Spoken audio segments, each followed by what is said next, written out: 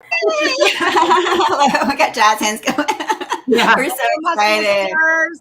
Hello, my sisters. Hello. Oh my gosh. I Hi, am everyone. in love with our Monday nights. Oh my gosh. Me too. Me too. Oh, wow. We have a lot in the chat already. Well, thank you We for being do. here. I know each one of us truly appreciate you being here with us and learning with us. We're so excited about this.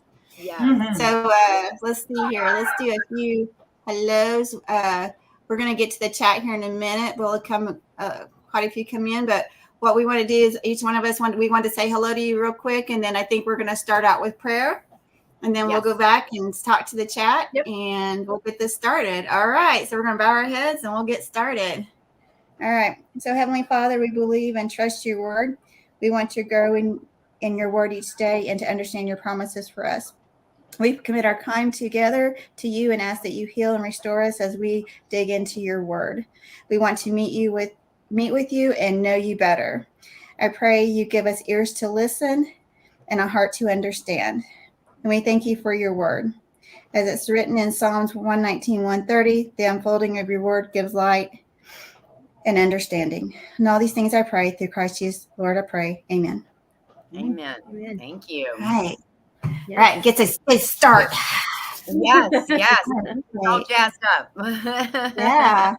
So let's see here. We'll all take some turns here, but first want to say hi to first one in was Eileen. Welcome to my kitchen. Man, she was in here at 8:29. She liked and shared. Hello. So thank you, Eileen. Shared, yes, absolutely. Yes. And Carrie Leonard was in here at 10:56. She said she has a sewing class at 8, but at the same time, but I bet she'll go back and look at it. But I'm glad she was in here. And Love the Land Every Day says, oh, this sounds interesting. We are enjoying it. We enjoy it too. Yeah. Wade Rue. Well, I got wait 2 hours. Wait, Rocco said. Yes, but she's here now. I like that. Canadian Family Life. Tiffany leaving my thumbs up and giving my thumbs up for giving my thumbs up. Have fun, ladies. Thank you. And then Glenda from Grace and Fire is here. Hello. And I said hello. Jamie's Country Living. She's in here. Hello. And then 9 Acre Family Farms is in. Jean from One Day at a Time Farmstead. Hello. I'm looking forward to this study. Thank you, ladies, for investing your time in the study of God's Word. Well, thank you. Yes. Same to you. That's not Charlie, is it?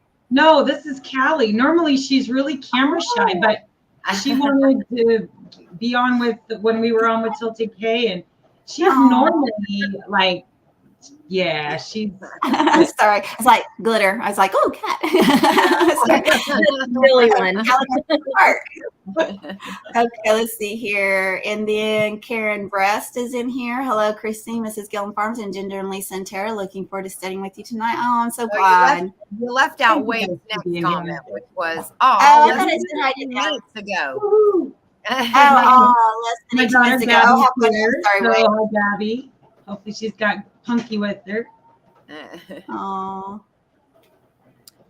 Beverly Moffat. Wade Root at 6 Springs still on Eric's live, but I have you on here also. We were in there too. It's a great live. Yeah. And there is Owen with Thunderstick Homestead. Hey, glad you're in here. Beverly Moffat. I'm sorry, I don't have to hog all the. Anybody else want? I feel like I'm always the one who's talking. We have Bins Over Acres in ours. Yes, I see. Barb, yes. Alicia. Yes. Nana. Teresa J. I always mess up her last name. Juki. Teresa Jekowitz. Yeah. I probably say it wrong every time. I love saying it for some reason. Rainy Ridge. The Stanley family. Debbie Drotch. Evelyn Newman. Oh, I wasn't at the bottom of the chat. That's half my problem. Goat Days. Jesse. Hey. That's Dave and Sammy, right? Flash Ministries. Oh, nice. Nice. You guys say Sean with Let's Play Paint. Oh, hey, Sean.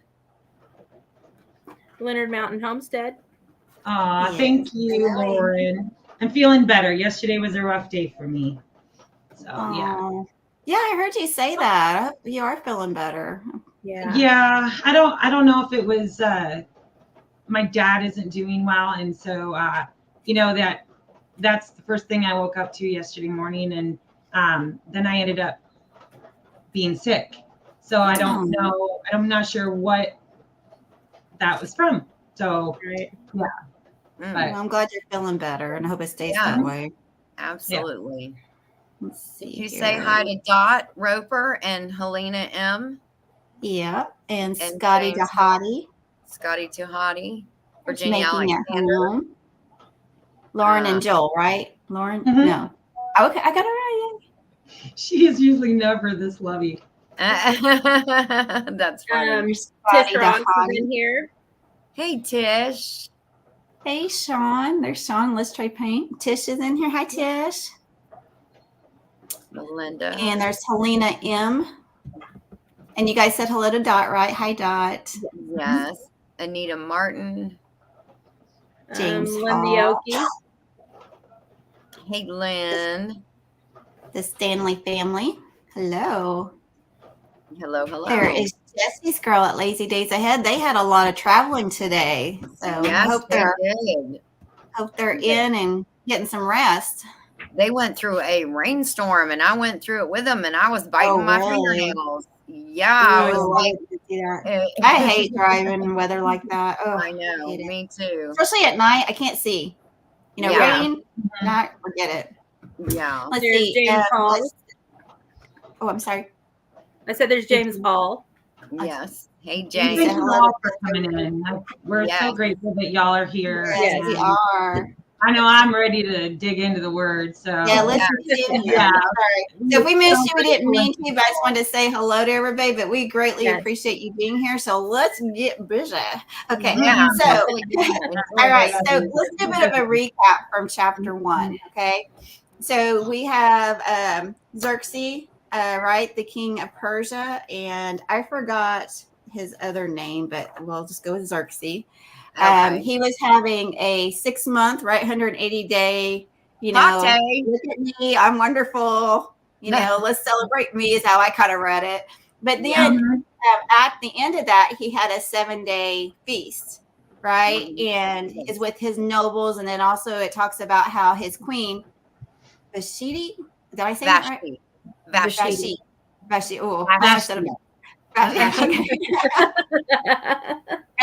She was also having one for all the females, in the courts and I guess concubines and harem. I don't know how to call her. All of that. All of it. I just can't imagine it. But and then kind of like they were enjoying their wine and had a little too much, but they had a little bit of a competition about who supposedly, who has the country with the most beautiful women or whatever. But he wanted his queen to come in, and it's so he sent his guards or whatever to go get her to come in, and she refused him. So then he, in that time, he talked to his confidants about what they should do because he was upset and angry. Mhm. And you guys add to if you want to, but he got some, I don't know if it's really great words of wisdom, but yeah. but basically write a decree saying she Yes. can't come in front of you anymore, and because we want to make sure that she's made an example of, because we don't want all our wives and all the other commoners' wives to follow suit. follow suit. Yeah. So that's where we kind of led up to, right? Did I miss anything from chapter 1? No, that sounds like a wonderful recap. Yeah, it sounds like a good recap. Yeah. And I can understand that back then, that time, even though she was a queen, I mean, even the queen, if I understood correctly, could not go in front of the king without the permission of the king. So even if they just showed up, if he didn't put out his royal scepter and let you touch it, then you could be killed. I mean, that even was for the queen, which I thought was interesting. So you can really tell the level that women were at in that day and time, because you got to remember the context of all this. So really having a woman, even the queen, say, I don't think so, whatever her reason was huge. Yeah. Okay. So, and then, so and we her get refusal. her refusal was huge. Yeah. I'm surprised that he just banished her. I'm surprised that he didn't off with her head, you know. I did too, because I guess my mind started going to like King Arthur time, you know, like it seemed like every wife or queen was getting beheaded or something. And that's why I was really surprised by that too. Yeah. And I kind of wanted. Go ahead, Ginger. I was going to say, after that, you never hear about her again, Vashti. And you're like, well, whatever happened to that lady? You know? So whatever happened to her? You didn't hear nothing else other than that. Well, I think it also kind of a little bit made me feel like he really did have affections for her. But from the pressure of his friends and his counsel, he knew that he had to do something. Yeah. So I think, you know, divorcing her and banishing her when he could have done something more kind of just showed that he really did care about her. Yeah. But he, you know, he caved to the peer pressure of his court and his counselors. Yeah. Yeah, I kind of really wonder if he had, you know, with him being so well, I don't know if he was wealthy or not, but apparently he was spending a lot of money, you know, having this 6-month party and, you know, this big festival, or not festival, but the feast. And they talked about, you know, that wine was pouring, you know, as much as they wanted. They could have whatever they wanted, basically, the noblemen that were there. And so I'm sure there wasn't really some great thinking during that time when he made that decision. And it's like, was he taking advice from people? I mean, I know that was part of the culture then, that you would go to your wise men, but were they the best interest for him? Who knows? Yeah. Or did they have their own agendas? oh, come on. Yeah, you know they did. History, all the kids and closest people were all, you know, with their own agendas. And that's why I think that's probably where that phrase comes through is, you know, you keep your friends close and your enemies closer. Because for sure. Yeah, and totally. And I think we established that this all happened in his 3rd year of reign. Yes. Yes. Which is important for chapter 2. Yeah, and he's pretty young, 30 something, you know, and he comes from, he's very, what's the word I'm looking for when you're used to kind of getting your way and you're from a very rich rural, I'm sorry? Spoiled and entitled? Yeah, that's what I think when I think of Xerxes, you know, a lot of people think of Xerxes, they think of like, what was that movie, The 300 or whatever, you know, that Xerxes. but I mean, someone said I'm new here. What are we studying? Oh, I'm sorry. The book of Esther. Thank you. Yes, we're studying the book of Esther. Oh my gosh, I'm so sorry. This is our 2nd time, and we will get better, I promise. But we are studying the book of Esther. We wanted to start with the books of the Bible involving the women, or study the women of the Bible. And we started with Esther. We thought that was a good one to start with, which you know, we talked about, I have not dived into it. You know, it wasn't one that really kind of spoke to me, but really now that I have, I'm like, wow. And we're not really following. We all have this book from Beth Moore, and we're using it for us to kind of learn more and more about it so we can have the open discussions. I'm not saying we're following it. Yeah, we all probably got, it's kind of like the seed book. We all got one now. That's an inside joke. But we're kind of using it to help us. So if you guys want to, you know, if you have the book or you want to, you know, purchase it, you can. But we're not following 100% like every, you know, question they have. But we want to have discussion about, you know, like how are we perceiving what's being said and what's going on. And none of us are scholars. So if this is your first time here, none of us are theologians. None of us, we're just 4 ordinary women wanting to grow in what we know of the Lord. And I think that might be some of the things that we need to put on the very beginning. We don't know. We're trying to learn, you know. Disclaimer. 4 women are different walks of life. Yes. Just having no training besides reading the Bible. We're trying to understand it, and we're trying to learn how to pronounce all these names. It's a struggle for me. Yeah, it's with these all. I know. It's crazy. So are we Katie ready? in Texas says it's buffering badly on her end, but I don't see any buffering. Do you? Yeah, I'm not. No, it's not buffering here. Sorry about that. I want to say she said that they have some strong winds or something. Okay. They have bad storms going through. So that was Melinda Dobson. She said that, and so did Eric Fowler. They're both in Georgia, and I'm right there with them. It's a terrible storm coming through. Oh goodness. Yeah, And apparently it looks Derek has bad. us all over his house tonight. Sorry, Derek Fowler. Thanks, Derek. Thank Yeah. you, Derek and Regina. I'm sure he borrowed something from her. Yes, thank you, Regina. Yes, thank you both. Yeah. Thank you Uh-huh. all for being here. Mhm. Yes, this is Johnny exciting. Okay, Okay, so so we're we gonna ready to start. Yeah, so we're gonna go into chapter 2 of Esther. Yes. And I'm pretty excited about this one because it's gonna like be even more questions I have. So Yes. Okay. okay, so we're gonna bring up each verse and we're each gonna take turn reading. We're just gonna read out loud. Then when we get done with these, then we'll do some observational discussions and go from there. So do you ladies want me to start like we did last time? Yes, Yeah, we'll just go Okay. right down the line. Yeah. Okay. All right. The book of Esther, chapter 2, Esther made queen. So later when King Xerxes furry.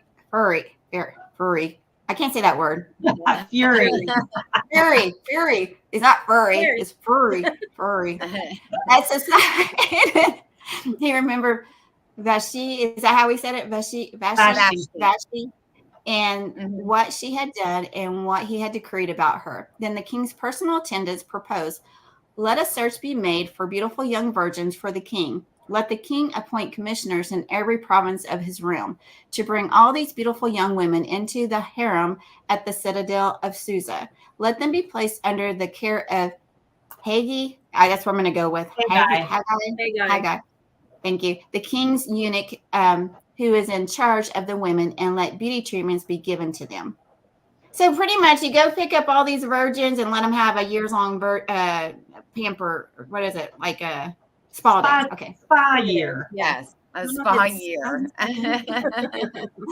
Okay. So let me get. We're going to go to the next one. A little bit different this time. So let me go here. And I'll have to remember. I'll just save them and we'll do it like we did the first week too.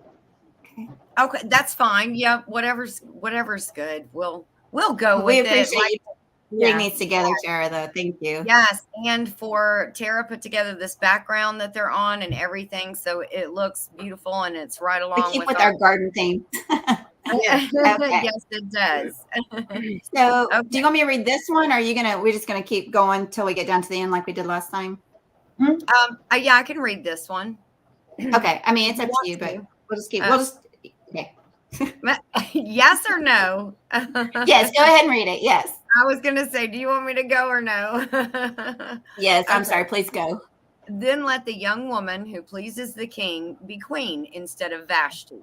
This advice appealed to the king, and he followed it.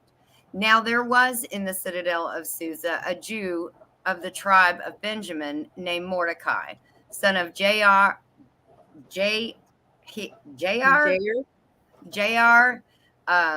the son of Shimei, the son of Kish, who had been carried into exile from Jerusalem by Nebuchadnezzar, king of Babylon.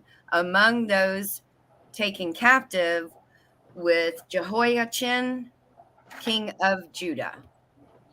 So let me take that one out, and then we'll go to the next one.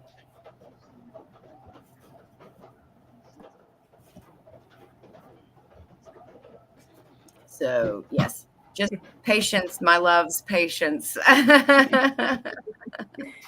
You're doing fine. Yes. Thank you. Well, this is all laid back. We're just at everybody's kitchen table around it. We're just trying to work out everything for it. Yes. So there we go. Okay.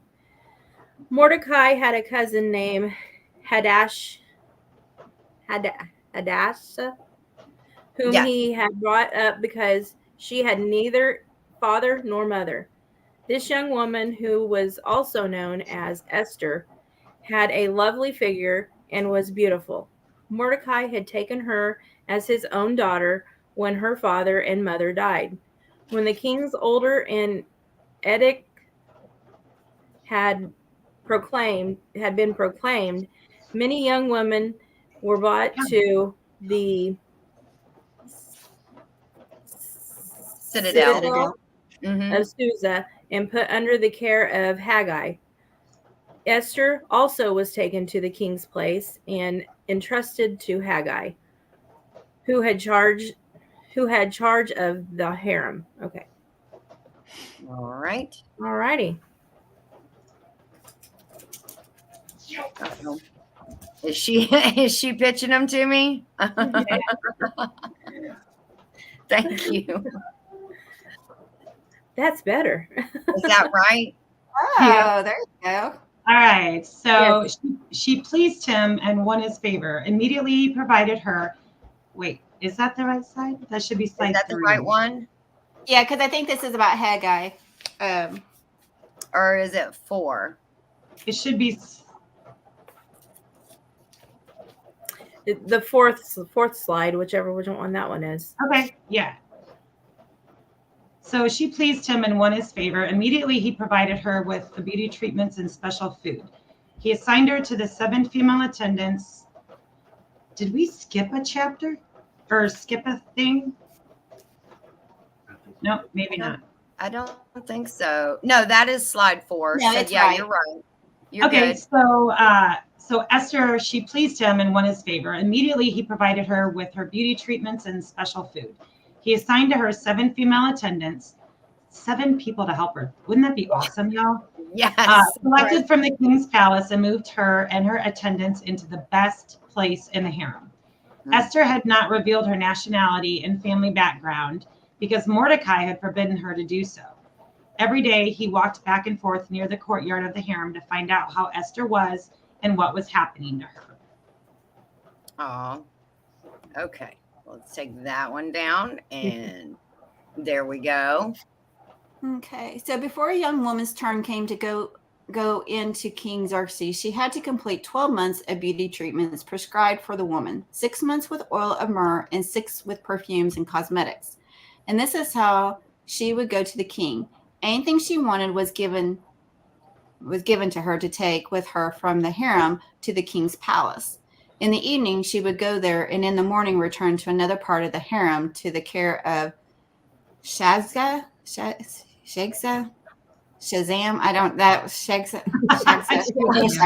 The king's eunuch, who was in charge of the concubines. She would not return to the king unless he was pleased with her and summoned her by name. Yikes. Okay. Yeah. Okie dokie, sir.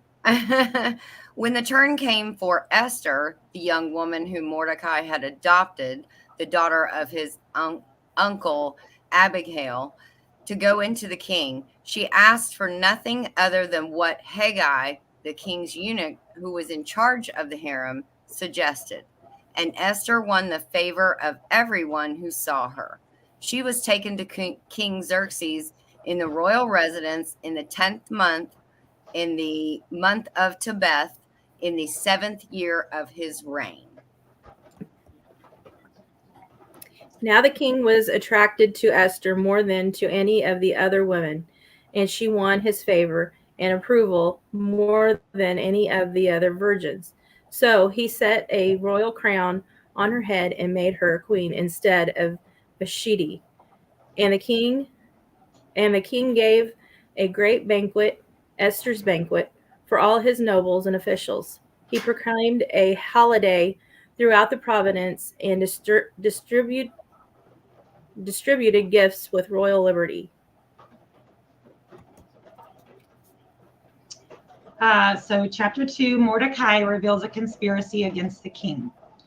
When the virgins were assembled a second time, Mordecai was sitting at the king's gate, but Esther had kept secret her family background and nationality because she was Jewish, just as Mordecai had told her to do so, for she continued to follow Mordecai's instructions as she had done when he was bringing her up.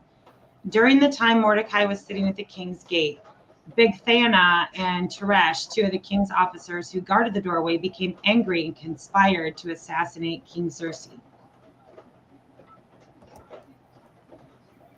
Okay, so chapter 2, Mordecai reveals a conspiracy against the king. But Mordecai found out about the plot and told Queen Esther, who in turn reported it to the king, giving credit to Mordecai. And when the report was investigated and found to be true, the 2 officials were impaled on poles. All this was recorded in the book of the annals in the presence of the king.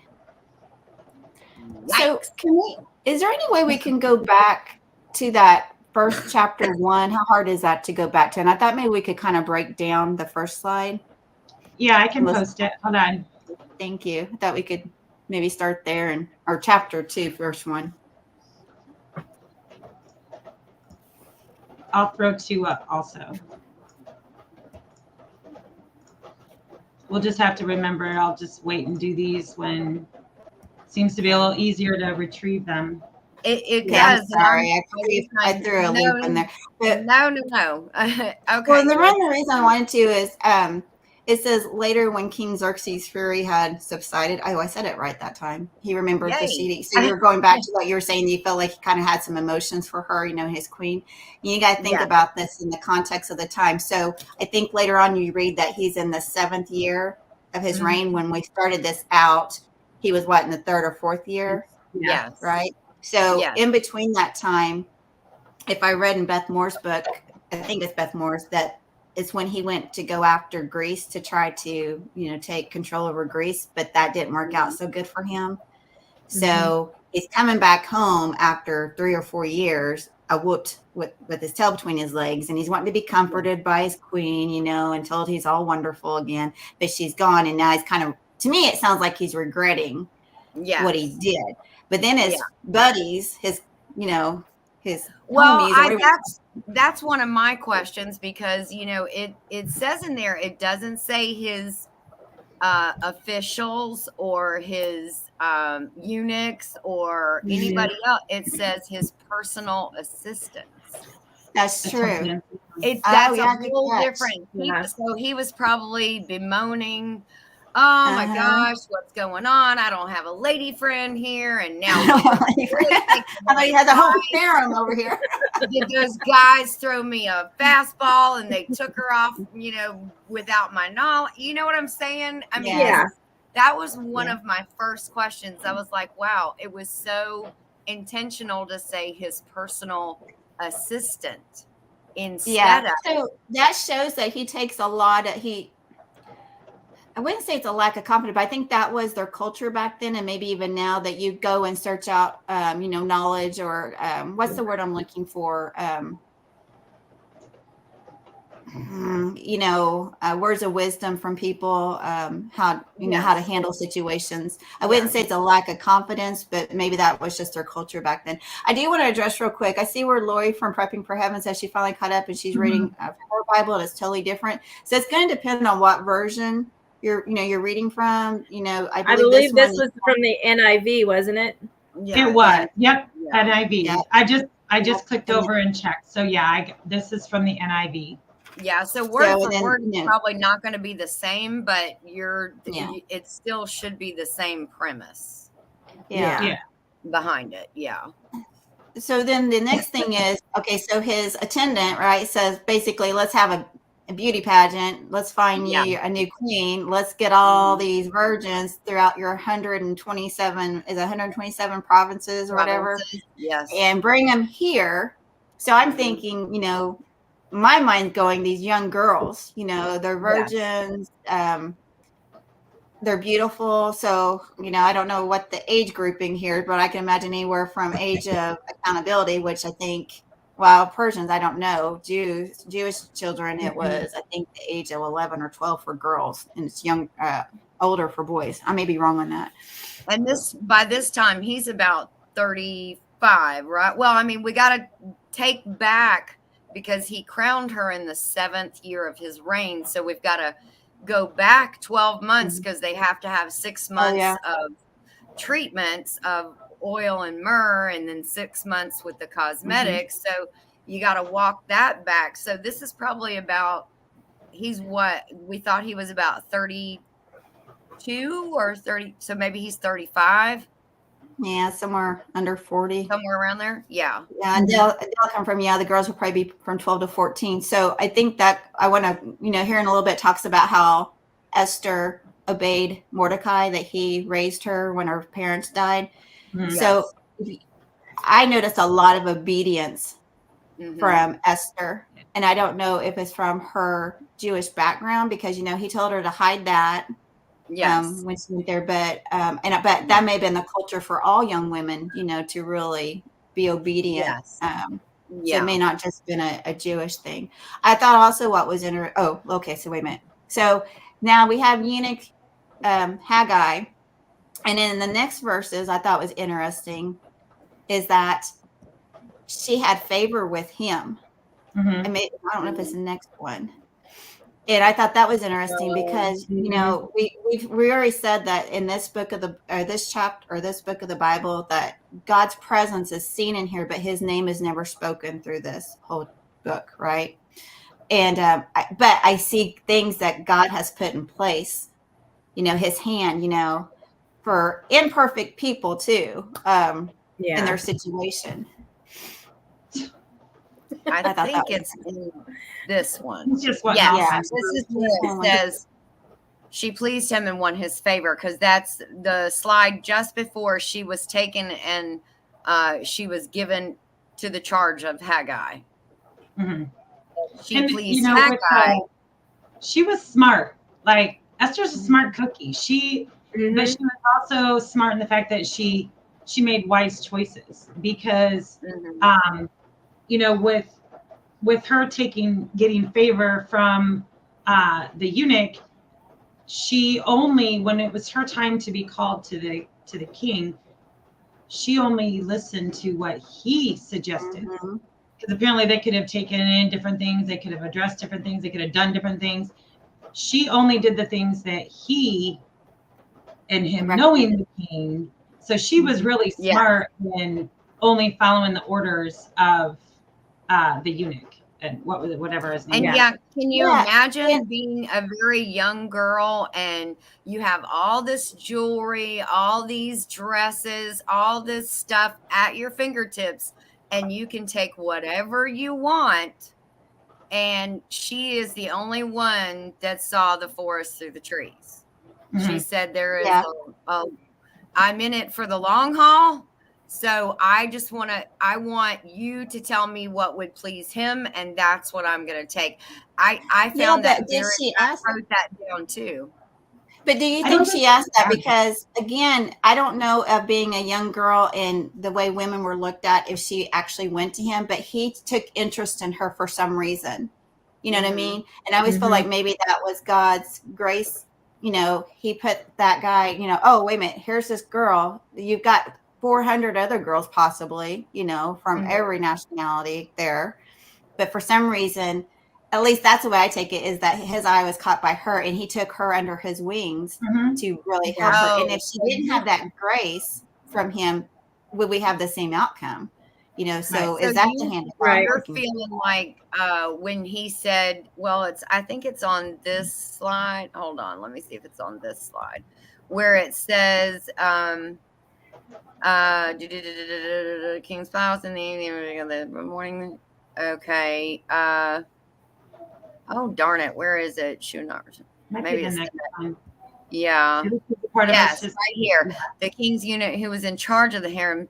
So when the turn came for Esther, the young woman Mordecai had adopted the daughter of his uncle Abigail to go to the king. She asked for nothing other than what Haggai, the king's eunuch who was in charge of the harem, suggested. So I see where you're going with that. And he says, okay, these are the things that he likes. And she took her cue. She was smart in her young age, not to fall for the glitz and the glam, but to stay the course and say, that's maybe something, maybe these girls are in it for the short term. They're going to go home with some new makeup kits and, a couple of press on nails, but I'm in it for the long haul, Well, and I think that talks about, to me, I'm thinking about, because you're thinking about that time frame, I'm thinking about her willingness for obedience, and you can be disobedient, but, I'm sure that wasn't a good thing back then, and she's such a young girl. And if she hadn't been obedient to her uncle, Mordecai, or her cousin, and Lori brought up a thing too. She said, we're talking about the Jewish people. Yes, we are, but we're talking about, what is it, fourth generation that was removed by the Babylonians, and this group of Jews stayed in Susa, right? and I think it's like 4th generation. So they become very accustomed, I'm sure, to the Persian ways and stuff. Now, I'm not saying they didn't follow the letter of the law when it came to Jewish, but if you think about this, as a Jew, they really weren't following the rules of their law, right? Because she is going forth to the king, where I'm guessing 300 or 400 girls. I mean, I may be totally wrong. It may be less, it may be way more, but could you imagine? Right. So if you think about this, when it talks about them going to the king, Yes. they spent the night with the king, these virgin Yeah. girls. You have 400 girls then that have been defiled or whatever. And if you notice, they don't go back home. They go No. into the harem. So they're there for the rest of their life. Yes. And Yep. I just can't and imagine the what these young girls are going through. And I think in my nature, when I feel kind of pushed into a corner, I come out, "Rah." Obedience is not going to be the thing I'm going to be, you know, if you put in look that at it, situation. if you look at it this way, this whole scenario was brought on by disobedience by the queen. That's the only Yeah. reason all this is happening. So maybe she looked into it that way as well, you know, like, oh gosh, sorry, the wind is really bad here and things are banging around and it's kind of freaking me out. Just I've seen you looking around. yeah. So the whole reason we're having this 12 months of everything is because of one woman's disobedience. Otherwise, she'd still be queen. So maybe that was lagging in the back of her mind as well. Probably true if they knew about it. They may have known that this queen is gone. I keep pronouncing her name incorrectly. You know, they may not have known that information. They may not have complete information to make informed consent, as I always call it. But who knows? You might be right. Might be very right, because it's kind of like, I'm one of these people, I would rather learn from somebody else's mistakes than my own mistakes, you know, but then I'll learn from my mistakes too. But, you know, she's being part of that too. Oh, good. Welcome. Do the good. Welcome. Yes. Thank you.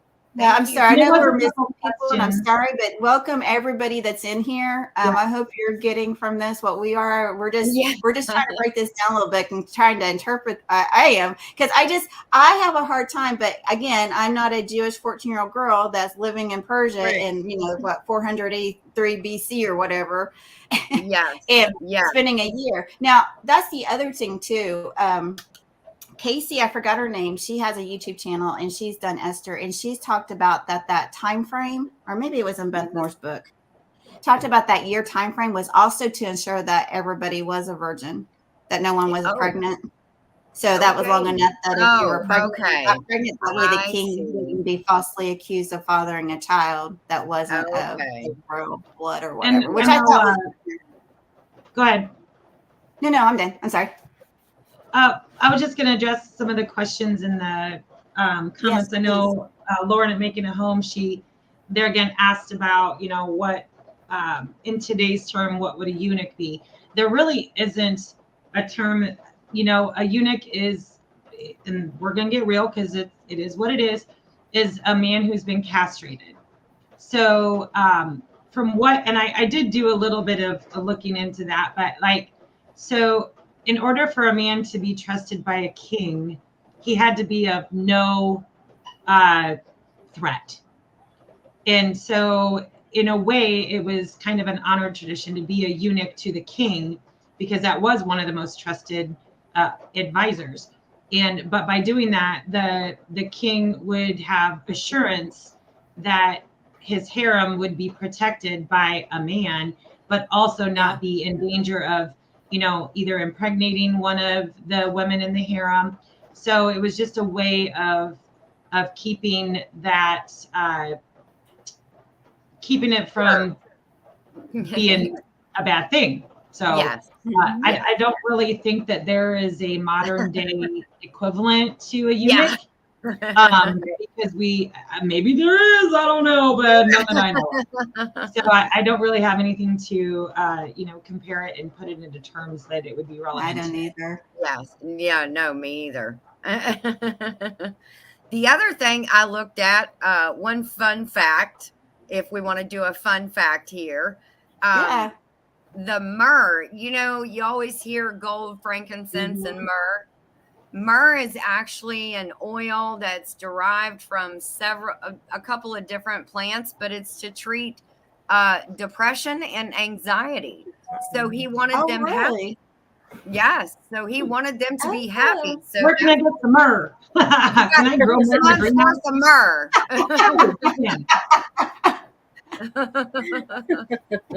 want some happy. I love that.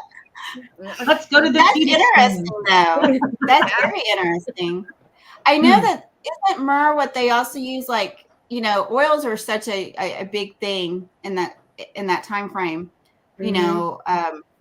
That when a person dies, their body, I know in the Jewish is preserved with myrrh. Is preserved, and it was frankincense, wasn't it? Frankincense. That I'm not sure. That I think they use to help preserve and reduce the smell and stuff. Maybe. Yeah. Looks like we can't grow myrrh unless we live in the hot desert conditions and full sun. Yeah, I'm not interested in that, but I'm not interested in the cold snow either. Yeah. 70 degrees all year long. Yeah. I can put it in your greenhouse. How to try? Maybe anybody out there got any myrrh seeds? Myrrh seeds. This is digging into the word. I mean, and we are homesteaders, so Yeah, there you go. I love it. I thought. Go ahead, Ginger. I'm sorry. No, I was just gonna go over. I was just gonna kick to the very last slide, just to. Oh, that's not it. Oh, that's because we went backwards. Sorry. Let me see if I can find it. I know it's a short one. I think it's very, again, intentional. The author put in here that when the report was investigated and found to be true. Oh, no, not that part. Sorry. The Queen Esther, who in turn reported it to the king, giving credit to Mordecai. So make sure and keep that in your, she didn't tell who she was. She didn't tell of, her family or any of her lineage or anything like that. But she gave credit to Mordecai for foiling this whole plot to assassinate the king. So that's very important to remember that. Keep that in your pocket. Yes. So to me, that's because if I think it said that every day Mordecai would walk at a certain location to check on her, but this day it sounds like he was in a different location. Oh, is that how you read it? So it's almost like God's hand was in that too, to have him in a different location where he happened to hear that. And you'll see a lot of parallels coming up. I'm so excited for the following chapters because it almost starts over here and then you get parallels on the way on the backside. And so it's like it mirrors everything. Just work its way around. So I'm super excited for chapter 3, 4, 5, and 6. All the way to 10, and then it's like the end of a good book. We're going to be sad when we get to chapter 10. But then there's more books. Yes, there are. Yes. Yeah. But Lori brings up a good point. Mordecai always was checking on her. She was in this situation. He loved her. He wanted what was best for her. But I also think that this is something I'd like to go back and look. This decree, it wasn't like, I want my kid to go do that. Were they forced to send their daughters, because they had people go out and get them. So was it basically being not an indentured servant, but basically a servant? So did you have a choice to do this or not? Mm-hmm. That's I'm sure, denying was probably not a choice since they sent out that decree to all of the provinces in their own language. So I'm just kind of seeing it like as, Hunger Games type thing. There wasn't Well,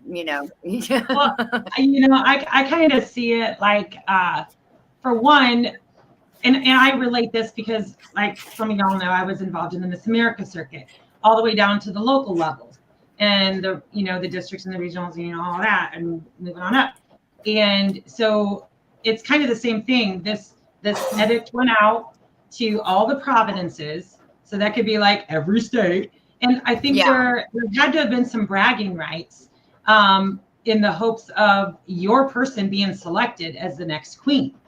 And so I think it went down to those smaller provinces, and they looked around their province and kind of did their own little, mini pageant, mini whatever, and only sent their very best off to, to be a part of this.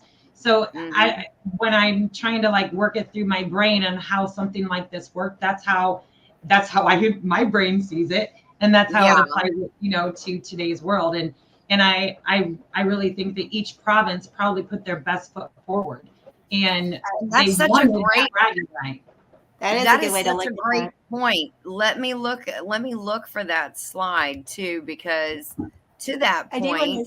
While you're looking for that, I wanted to say hi. Christ Community looks like they're new in. It says, I'm a new listener. My husband is a pastor. Setter's in Alabama. So welcome in. Yes, welcome. So there it is right there, Tara. They're very intentional about saying this young woman, who was always also known as Esther, had a lovely figure and was beautiful.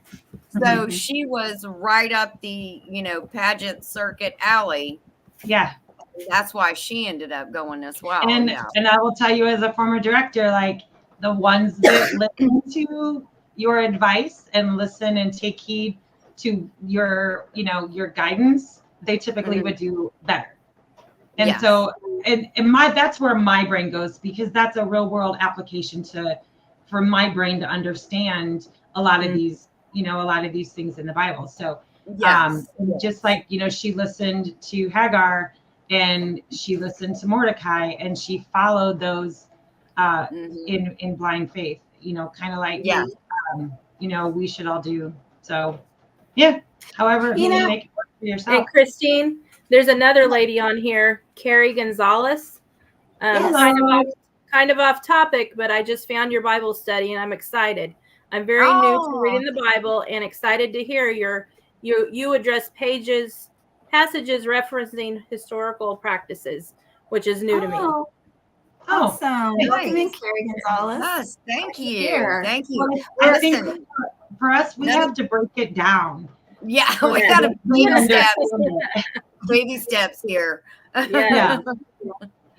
Oh, this is interesting from Love the Land Every Day. Maybe you guys read this, but oh gosh, myrrh comes from the resin of a tree found in Africa and a few other countries. I researched it. I wonder if it would grow in my heart. You guys just read that, didn't you? I'm sorry. Well, I was reading at the same time you were. I did not even see it. Wow. Might be one of those that we just order in the oil instead of trying to grow it in the green. Yeah. Well, I mean, also you could buy the incense, incense. I think I got some from Young Living or True something. Incense and myrrh. They're still around in incense. Oh no. I think I need a year of beauty treatments though. Yeah, me too. Yeah. More pliable. It's kind of just exciting seeing the framework being built in chapter 2. Chapter 1, which was kind of this launching pad, and then you start seeing it going in to chapter 2, and and I shared this with the ladies prior to us going on, and it was just kind of something that kind of really resonated with me as I was studying through chapter 2. Was that time frame that the author was very specific. That was that 1 year that these women were in the harem getting their beauty treatments and being guided up and pampered and everything. And one of the things I had read was they had trust in that 1 year process, and they had trust that their lives could change. And so they went into it with blind faith, believing that. And so, you want to take something in the Bible and apply it to your life. Look at that 1 year. And if there's something that you're working on, something you're struggling with, if you give it to God for a year, and you trust for that year, kind of like all the women did, in the harem for this, in this chapter, look what he did in that 1 year time frame. He took a Jewish orphan and crowned her queen. So, Yes. so you look at all of these things that happen within that 1 year. And if you take a problem in your life, even if it's just one thing, do it as an experiment. Okay, Lord, this one thing that I have that I struggle with, it's yours for a year. Yeah. And I'm not saying give up and take it back after a year. I'm just saying, if you give God time to work in your life and trust that everything that's going to happen, what changes could be made in your life if you did that. So that's kind of what I was taking out of this chapter 2 that really resonated in my heart. And I think that's a lot of, why this Bible study is so important to me, is because I need it to apply to my life. Mm-hmm. And so you're looking at those things, and it's not about, interpreting or being told how to interpret. It's how can I make this apply to my life? And for me, that's what worked for me. So, Yes. For me, I love that, Tara, and I appreciate you saying that, because for me, one of the things with this is that when I read the book before we, when we were starting this, I saw a lot of imperfect people, which we all are, that are being used by God to make these great things happen. So none of us, no matter what our walk with Christ is like, we may think we do this, we do that. We're not unlovable. We're just, we all have our vices, we do things. We're all sinners, right? No one's perfect. There's only one perfect person that walked on this earth, and we're not that person. Yeah. That's not us. But God still uses us. So many people that say, oh, I don't want to join this Bible study. I don't want to do this. I don't do that because I do this and do that. No, that's what we're all here. We're all imperfect. No one should feel that way. And I see that in this book is a bunch of imperfect people that weren't following their letter of the law of their Jewish customs, or maybe they also were revolting against their Persian, rules. But look at how everything worked together and mold and fit into a puzzle piece that God's working. Because we were just talking about like what we were talking about Mordecai, or Tara was saying about how this is unfolding. I see two things. I see Esther giving grace in so many different ways, because it says she got favor from all these different people, not just Haggai, but everybody she met, so that's can't just be all her, but also there's her. We've already established that this is one or maybe one of two of the only books in the Bible that God is not mentioned in any of it. Yeah, his name is not mentioned. I think this is the only book. You see his hand in all of it. Mm-hmm. All of it. I mean, these things aren't just happening by happenstance. Right. And then you see Mordecai, her uncle, is also receiving favor. He's put in the right place at the right time to hear something, and then he has her ear that she can relay it back to whoever. I mean, I'm sure it was her. I don't know if it was her who gave it directly to the king, but so going back to what Tara said, that 1 year of just whatever time frame it is that God puts in your life to work through something, having that faith, as the Bible says, faith of a mustard seed, Yes. And something that's really been hitting me is I worry a lot, more so than I should. I worry about everything. In fact, if you're worried about something, I'll worry for you if you want me to. And can you worry about that wind right now? Because it is really flipping me out. Yeah, it's like, and that is truly, if I think about it, to me, that is really a sin, because God says, okay, your worry is saying you don't have faith in me and what I can do. And you've got to have that trust. You need full. Yeah. So, and that's something I'm having to deal with. So seeing this young girl who's taken out of her home in this weird place, she has faith, whether she's saying it's her faith in God or it's her faith in Mordecai. Right. I don't know what her, even though she's Jewish, I don't know what her, living in Persia for all her life. I don't know if she picked up their customs. I don't know. The Bible doesn't really tell me this, unless I missed it, which that could definitely happen. So, no, I haven't seen that yet. So I love what Tara's saying to her. And then I definitely see that. And then I see what it's saying for me too. So I think that's interesting. Yeah. What about you, Jana or Ginger? What do you guys think? I mean, like, what are you picking up out of this? You guys have covered pretty much everything that I've thought. Yeah, exactly. Yeah, me too. Ditto for what Nana said. What she said. Sometimes I read some of it and I end up with more questions than answers. But I do like that how we all have something different to make the other one think a little bit.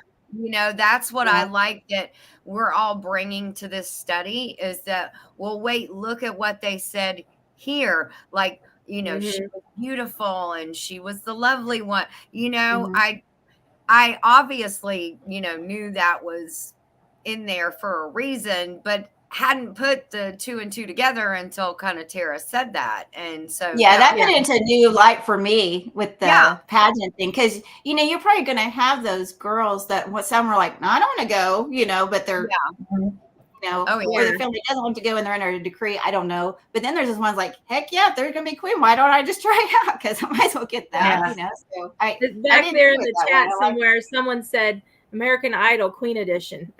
Yeah. I mean, I just know for me, you know, I know James put in here each person's interpretations of what they're reading. And that is so true. And, you know, and not just when I'm reading the Bible, but in my everyday life, and Jason can attest to this, I am a huge correlation person. Like everything, like it's almost like my brain has to apply it and I have to be able to resonate with it in one way. So my brain will like throw a correlation in there to help me understand. Yeah. So that's that's very true. I'm a very visual person too, with everything. So I even found myself kind of like not sketching out, but kind of like writing down time frames and stuff like that, trying to put it in perspective because I'm having a hard time understanding that all these young girls were brought to this thing. And that doesn't work in my world, you know, here. I have a hard time wrapping my head around that. But knowing the outcome, which most of us probably know the outcome, but I won't do a spoiler alert. You know, you see how all these puzzle pieces just fit in together. There has been a lot of great comments and a lot of new people. we're gonna I'm excited to see all my comments. And so we're down, ladies, to 3 minutes. So no, I want to get a couple more comments up there really quickly. So I'm really excited for chapter 3. Next week, same time, same channels, however y'all came in. Chapter 3. I'm excited for it. It's just excited. Better and better. All right. Yeah. Hey, welcome in, my wild home. Well, I want to make sure that we end in prayer before we go. How do you think about the forced union of them and the king? The forced union as far as the harem or Esther?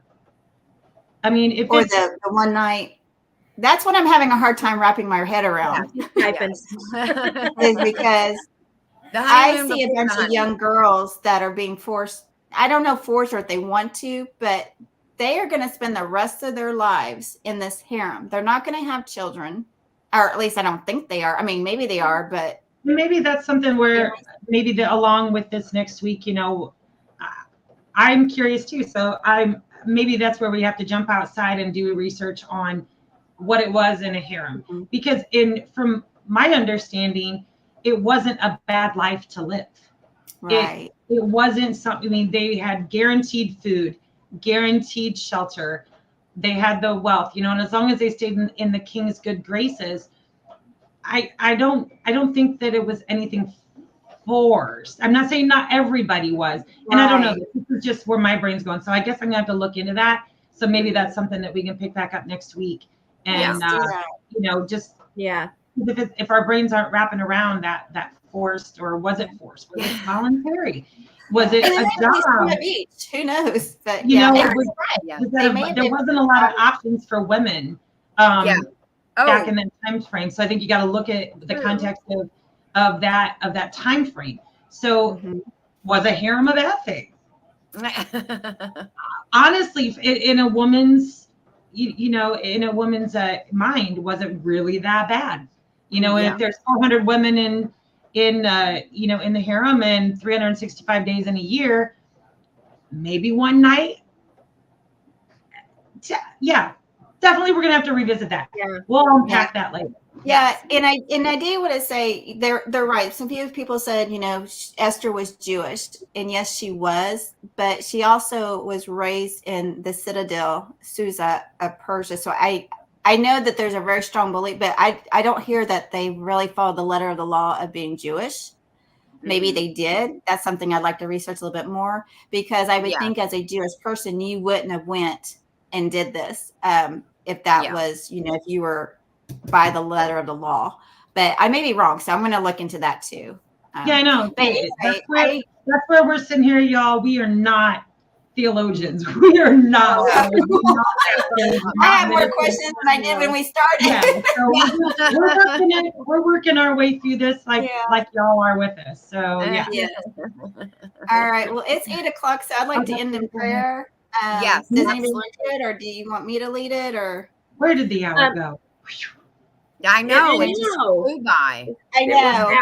I'm like, I want more, but I need to do some research in between now too. Yeah. All right. So let's end in prayer. Again, I want to thank everybody that's in here in the chat. We're going to end with prayer, and you have blessed us by being here. I hope we are. Again, I want to reiterate what Tara's saying. We are not theologians. We're just a bunch of friends here trying to learn some more about the Bible. And I have more questions than I have answers at this point. So, all right. Do y'all, any of y'all want to lead, or you want me to do it? Or go right ahead. You do an amazing job. You do an amazing job. Okay, thank you. Dear Lord, I just thank you for this hour that we spent with friends and learning your word and all the questions that come to our mind. I thank you for lending the ear to us. I thank you for the chat, everybody in the chat, and their discussions with us and helping us dig deeper into your word. And dear God, I ask for a hedge of protection to be put around everybody during this weather mix that's coming through. I know there's a lot of severe weather coming through, and we know that you can calm the storms. And dear Lord, I pray that you just have everyone have a blessed week, great week, and that we are ready next Monday for a deeper dive into your word. In Jesus' name I pray. Amen. Amen. Thank you guys for being here. We appreciate all of y'all. Yes. I'm so excited. Yeah. I love y'all. Thank you. Another great study. I've got some research to do though, because I got a lot of questions. Me too. Plus, we have homework for next week. So next week we'll be covering fun homework though. Chapter 3 in Esther will be next week. So brush up on your 1 and 2, and then come with your questions on 3, and we'll unpack all of chapter 3 next week. We love you guys. Stay safe, and God bless everyone. Thank you. Good night. Bye. Take care.